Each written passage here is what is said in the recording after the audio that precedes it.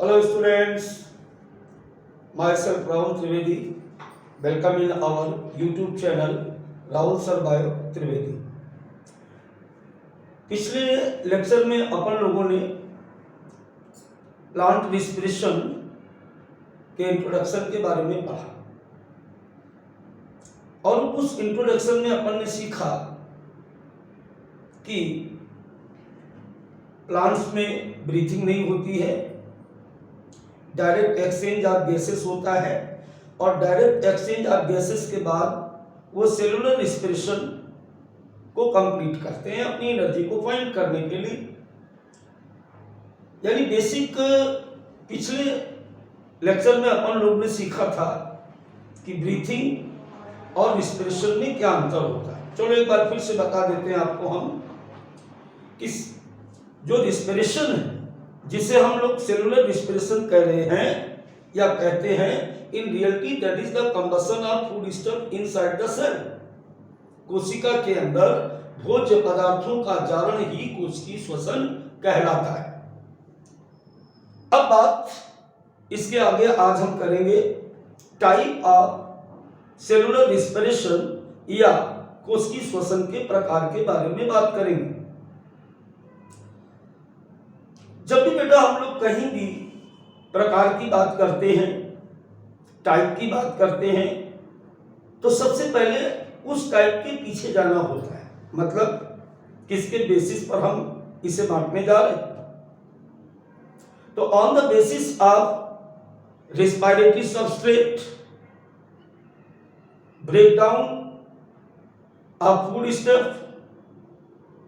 Second point यहां पर हम लेंगे use and disuse of oxygen during combustion of respiratory substrate, यानी भोज्य पदार्थों के जारण के लिए ऑक्सीजन का प्रयोग करेंगे या नहीं करेंगे, या जब ऑक्सीजन का प्रयोग होता है तो क्या होता है और नहीं होता है तो क्या होता है। तो आज का हमारा टॉपिक है सेलुलर रिस्पिरेशन और उसके प्रकार। तो जैसा कि आपको बताया गया कि कोशिकीय श्वसन या cellular respiration equal to the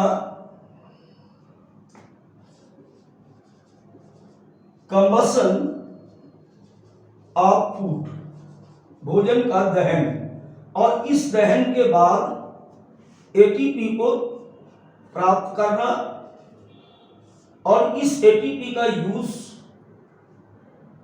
body की या लिविंग थिंग्स के द्वारा अपनी जैविक क्रियाओं में पूरा किया जाता है। आज हम बात कर रहे हैं, जैसा कि मैंने कहा आपसे, कि इसके प्रकार के बारे में, काइंड्स ऑफ सेलुलर रिस्पिरेशन के बारे में बात कर रहे हैं। तो सबसे पहले बेटा हम लोग बात करेंगे इसके टाइप के बारे में, और टाइप में एक चीज ध्यान रखें कि पहला basis on the respiratory substrate. अगर आप भूले ना हो तो आपको बताया था मैंने कि रेस्पिरेटरी सबस्ट्रेट क्या होता है। रेस्पिरेटरी सबस्ट्रेट एक बार फिर बता देते हैं, उन सभी पदार्थों को कहते हैं जिनका कंबशन होना है, जिनका दहन होना है, या जिनके दहन के द्वारा कोशिकीय श्वसन के दौरान हमें ऊर्जा प्राप्त होती है, उसे हम रेस्पिरेटरी सबस्ट्रेट कहते हैं। अब यह भी आपको बताया गया था कि रेस्पिरेटरी सबस्ट्रेट में कौन कौन आता है। रेस्पिरेटरी सबस्ट्रेट में कार्बोहाइड्रेट आता है, फैट्स आता है और प्रोटीन आता है। तीन ऐसे पदार्थ हैं जिनको सेल रेस्पिरेटरी सबस्ट्रेट के रूप में सेलेक्ट करती है। किसके लिए? कंबशन के लिए और एनर्जी को रिलीज करने के लिए। अब यहां पर जो हमने बेसिस माना है टाइप ऑफ सेलुलर रेस्पिरेशन के लिए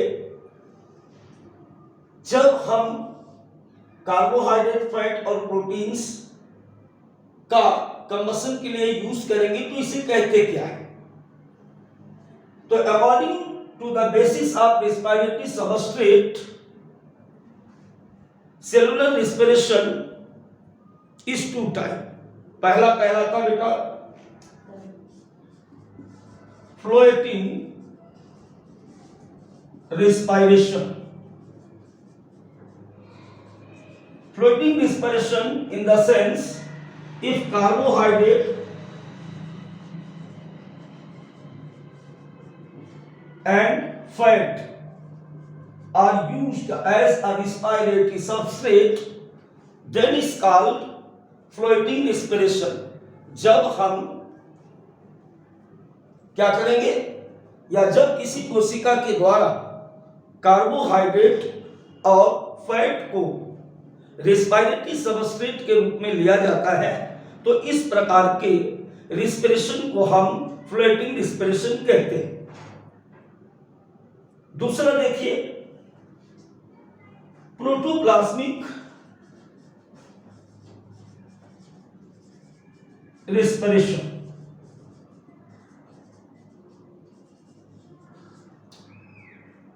जब किसी कोशिका के द्वारा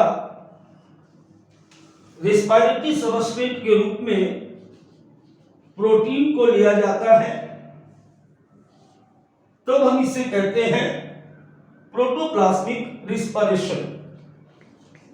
अब फिर एक बार पूरी बात को सीधा कर दें कि सेलुलर रिस्पिरेशन के दौरान किस पदार्थ को कोशिका दहन के लिए चुनती है, इसके आधार पर यानी उस पदार्थ के आधार पर रिस्पिरेशन दो प्रकार का होता है। एक को हम कहते हैं फ्लोटिंग रिस्पिरेशन, दूसरे को कहते हैं प्रोटोप्लाज्मिक रिस्पिरेशन। फ्लोटिंग रिस्पिरेशन में कोशिका के द्वारा कार्बोहाइड्रेट और फैट को सेलेक्ट किया जाता है और प्रोटोप्लाज्मिक रिस्पिरेशन में प्रोटीन को सेलेक्ट करते हैं। अब बात यह आती है क्यों सर इसको फ्लोटिंग रिस्पिरेशन क्यों कहा, इसे प्रोटोप्लाज्मिक रिस्पिरेशन क्यों कहा गया? देखिए बेटा ये जो कार्बोहाइड्रेट और फैट है यह हमारी बॉडी में फ्लोएट करता है ब्लड के साथ when placed to another, but protein क्या है?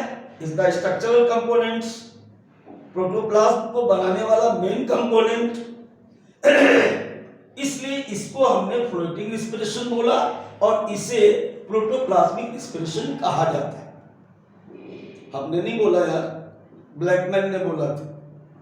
This classification of cellular respiration was given by mister Blackman. अब बेटा दूसरी बात करते हैं और ये मेन बात है, एनसीईआरटी ने इस पर फोकस किया। ध्यान से देखिएगा, बड़ी आसान सी बात है, 10th में आप पढ़ के आए हैं ये सब, और चैप्टर को कंटिन्यू करने के लिए इस तरीके के टॉपिक आपको बताए जाते हैं। अब देखो यहां पर मैंने दोबारा क्या लिया, on the basis of use of O2, यानी कंबशन के दौरान रेस्पिरेटरी सबस्ट्रेट के दहन के दौरान, श्वसनीय पदार्थ के दहन के दौरान ऑक्सीजन का प्रयोग किया जा रहा है या नहीं किया जा रहा है, इन दो बातों पर हमें फोकस करना है। क्या बताया मैंने कि अगर देखो कुछ एनिमल्स ऐसे हैं, कुछ लिविंग्स ऐसे हैं जो रेस्पिरेटरी सबस्ट्रेट को ब्रेक डाउन करने के लिए O2 का यूज करते हैं और कुछ ऐसे हैं जो O2 का यूज नहीं करते हैं।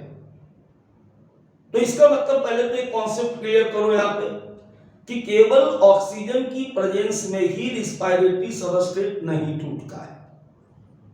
कई बार आप लोग ये समझ लेते हो कि ऑक्सीजन के प्रेजेंस में ही रिस्पिरेशन होता है, नहीं बेटा, रिस्पिरेशन ऑक्सीजन की प्रेजेंस में भी होता है, रिस्पिरेशन ऑक्सीजन की एब्सेंस में भी होता है। इसका मतलब क्या है कि कंबशन ऑफ रेस्पिरेटरी सबस्ट्रेट और the food stuff is called respiration. यहां O2 के यूज और ना यूज करने से कोई मतलब नहीं। अब अगर यूज किया जाए तो क्या कहते हैं? यूज नहीं होता है अगर, तो इसे क्या कहते हैं? सीधी सी बात है, देखो अगर हम कंबसन में O2 का यूज करते हैं, सपोज करो number 1 point, if O2 used during combustion of respiratory substrate, अगर O2 को यूज करते, अब बेटा हम इसको क्या बोलेंगे? Aerobic respiration. क्या बोलेंगे? Aerobic respiration. Aerobic respiration, Hindi में इसे कहेंगे ऑक्सी श्वसन, क्योंकि ऑक्सीजन यूज हो रहा है, तो इसे क्या बोलेंगे? ऑक्सी श्वसन बोलेंगे। अब इस प्रकार के रिस्पिरेशन की सबसे बड़ी विशेषता क्या होती है? What is the special property of aerobic respiration? देखो पहली बात तो आपको क्या याद रखना है कि if O2 used during combustion of respiration, combustion of respiratory steps, then that type respiration is called aerobic respiration. अगर श्वसनीय पदार्थ की दहन के लिए ऑक्सीजन का प्रयोग किया जा रहा है तो इस प्रकार के श्वसन को हम कहते हैं ऑक्सी श्वसन। अब मैंने क्या कहा कि इसकी सबसे बड़ी बात क्या होती है, इसकी सबसे बड़ी खूबसूरती क्या है? यहां पर बेटा ध्यान दें, जो याद रखने वाली बात है, कंप्लीट ऑक्सीडेशन ऑफ ग्लूकोज।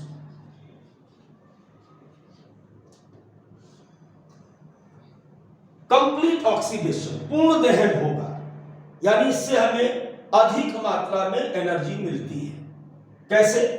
एक रिएक्शन देखें, C6H12O6 plus 6O2, 6CO2 plus 6H2O plus ATP या 38 ATP, a lot of energy released by this type of method। इस प्रकार के श्वसन में यानी एरोबिक रिस्पिरेशन में चूंकि कंप्लीट ऑक्सीडेशन ऑफ ग्लूकोज का होता है तो हमें कार्बन डाइऑक्साइड, वाटर और अधिक मात्रा में एनर्जी प्राप्त होती है। अब देखो एक बात और ध्यान रखो कि इस प्रकार का यानी एरोबिक पाया कहा जाएगा all higher plant and animals. सीधी सी बात है, देखो रटो नहीं इसको, आप एक सीधी सी बात यहां पर समझ लो कि जिसे भी ज्यादा ऊर्जा चाहिए, जिसे भी ज्यादा ऊर्जा चाहिए उसको इस प्रकार का रिस्पिरेशन करना पड़ेगा। और ज्यादा एनर्जी किससे चाहिए? जिसकी बॉडी बड़ी होगी, जो मल्टी सेलुलर होगा, जो मल्टी सेलुलर होगा, जिसके पास सेल अधिक होगी, जिसकी बॉडी बड़ी होगी, जिसका वेट अधिक होगा, उसे एनर्जी ज्यादा चाहिए। कॉमन सेंस की बात है कि जिनमें क्या लिखा मैंने यहाँ पर, हायर प्लांट एंड एनिमल्स में एरोबिक रिस्पिरेशन ही पाया जाता है। अब दूसरा क्वेश्चन यहां पर फिर बनता है, क्या बन रहा कि सर इस प्रकार का रिस्पिरेशन सेल में कहां पे होता है? तो this type respiration means the aerobic respiration completed in the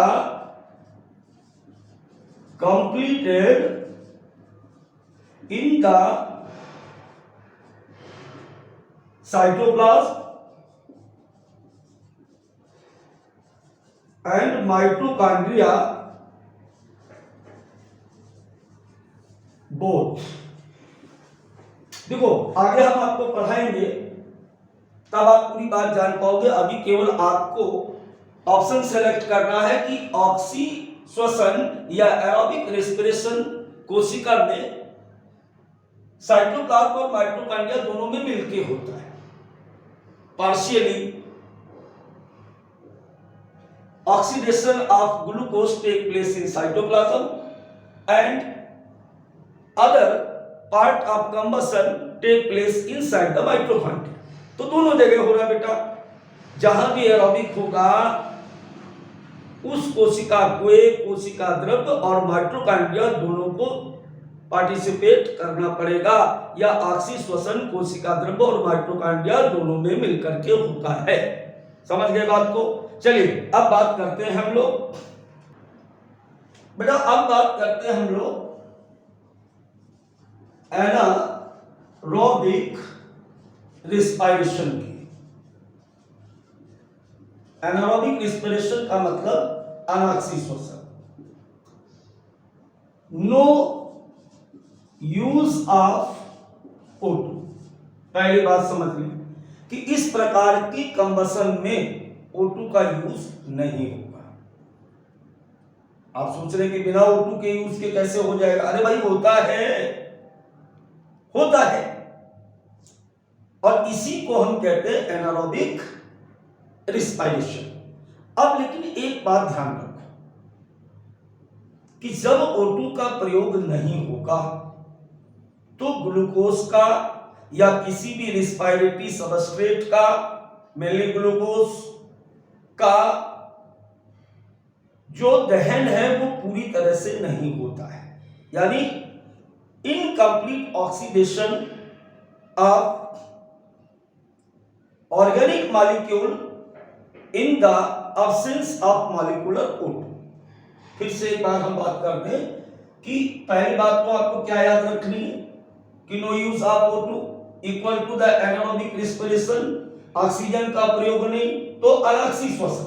दूसरी बात क्या ध्यान रखनी कि इसमें incomplete oxidation of respiratory substrate. मैं रिस्पायरेटरी सबस्ट्रेट इसलिए लिख रहा हूं कि अलग अलग प्रकार के रिस्पायरेटरी सबस्ट्रेट थे। पीछे मैंने बताया कि फैट, कार्बोहाइड्रेट एंड प्रोटीन्स। कई बार यहां पर हम लोग ऑर्गेनिक मॉलिक्यूल्स भी लिख देते हैं, आपको पढ़ा देते हैं या आपकी बुक में भी लिखा रहता है, तो कोई प्रॉब्लम नहीं। एक बार फिर से, incomplete oxidation of organic molecule in the absence of molecular O2। दूसरी बात समझ लें, सर ये कैसे होगा? एक छोटी रिएक्शन देखो, जैसे वहां पे मैंने एरोबिक में दिखाई थी, ऐसे यहां पर भी एक छोटी सी रिएक्शन देखते हैं। जैसे ऑर्गेनिक मॉलिक्यूल के रूप में यहां पे हम लेते हैं C2H5OH। अभी डायरेक्ट एंजाइम की प्रेजेंस में टूट रहा है और क्या बना रहा है? CO2 बना रहा है बेटा, और प्लस एनर्जी बना रहा है। अब देखो यहां पर कहीं भी ऑक्सीजन का यूज नहीं किया गया। पूरी रिएक्शन में आप देख लीजिए कहीं भी यूज हुआ नहीं हुआ। एक और रिएक्शन देखें, पाइरुविक एसिड भी एंजाइम की प्रेजेंस में टूटता है या बनाता है lactic acid plus energy. Chapter में जब आगे पढ़ोगे तो ये दोनों रिएक्शन डिटेल में पढ़ाई जाएंगी। ये अल्कोहलिक फर्मेंटेशन है और ये लैक्टिक एसिड फर्मेंटेशन है या फॉर्मेशन ऑफ लैक्टिक एसिड। दोनों ही एनारोबिक तरीके से यहां पर ये जो ऑर्गेनिक मॉलिक्यूल्स हैं, जो कार्बनिक पदार्थ हैं, वो अब्सेंस ऑफ O2 टूट करके एनर्जी रिलीज कर रहे हैं। इवन ऊपर वाली रिएक्शन में तो CO2 निकल रहा है, नीचे वाली में CO2 भी नहीं निकलता है। अब दूसरी बात कि इस प्रकार की रिएक्शन होती कहां है? पीछे वाले में क्या बताया था मैंने आपको, ध्यान दें, वहां पे मैंने आपको बताया था कि aerobic respiration occurs in the cytoplasm and mitochondria both. यहां पे क्या बताना है? Completed or the occurs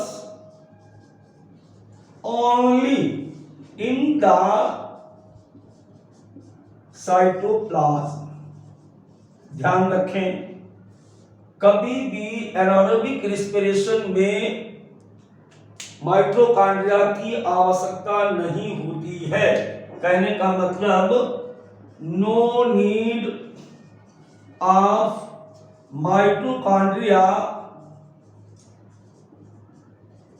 during anaerobic respiration. Mitochondria का यूज नहीं होगा। अब देखिए यहां पर एक बात और कर लेते हैं। क्या कर लेते हैं कि जो एनारोबिक तरीके से रिस्पिरेशन करते हैं उनको एनारोब्स कहते हैं। क्या कहते हैं? एनारोब्स कहते हैं। और ये एनारोब्स दो प्रकार के होते हैं। एनारोब्स जो होते हैं बेटा, ये दो प्रकार के होते हैं। जो एनारोबिक रिस्पिरेशन के थ्रू एनर्जी प्राप्त करते हैं उनको एनारोब्स कहते हैं। और एनारोब्स आर टू टाइप। कितने प्रकार के? दो प्रकार। एक होते हैं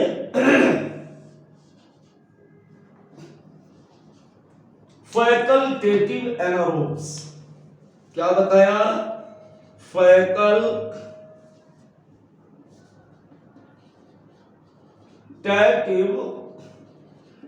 एनारोब्स। हिंदी वाले सोच रहे हैं सर हम क्या करेंगे? अरे भाई तुम भी लिखो। तुम्हें लिखना है विकल्पी आलाक्सी श्वसन कारक। दूसरी तरफ ऑब्लिगेट। इसको हिंदी में कहते हैं अविकल्पी।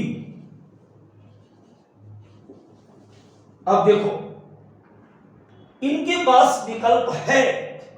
किस बात का विकल्प है? ऑक्सीजन मिल जाए तो एरोबिक, ना मिले तो एनारोबिक। यानी ये वाले जो हैं इस प्रकार के anaerobes completed aerobic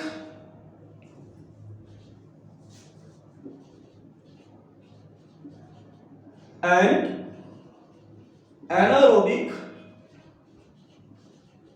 both type. कहने का मतलब कि ये वाले जो हैं इनके पास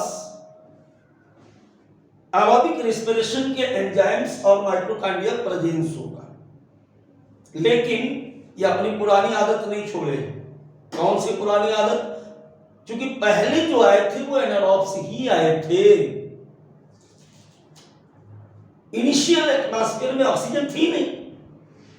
जब ऑक्सीजन थी नहीं तो एरोबिक करते कहां से? तो एक तरह से अगर देखें इनको हम तो that is the connecting link between the both type of respiration. दोनों के बीच की कड़ी होती है। एक तरह से दोनों तरीके से कर सकते हैं। ये देखो लिखा हुआ अविकल्पी। इनके पास कोई विकल्प नहीं, कोई विकल्प नहीं है। Only respiration completed with absence of O2। कारण या तो माइटोकॉन्ड्रिया सेल में है ही नहीं, या तो नहीं है ही नहीं। मींस एरोबिक रिस्पिरेशन के एंजाइम नहीं पाए जाते हैं। तो I think my point is clear now. आज के वीडियो में बस इतना ही रहेगा।